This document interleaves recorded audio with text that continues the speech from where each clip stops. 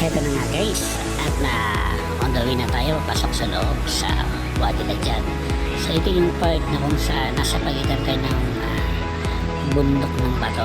So makikita natin kung bawat side na yan is puro bundok ng bato talaga yan. So amazing na makita pag masdan.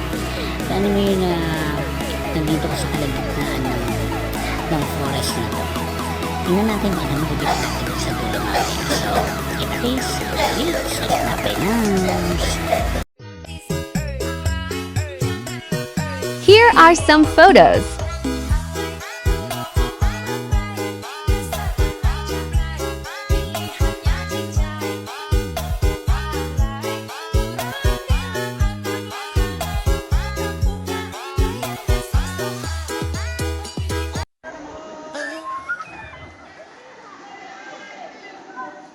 Diba? Hindi naman malalim eh.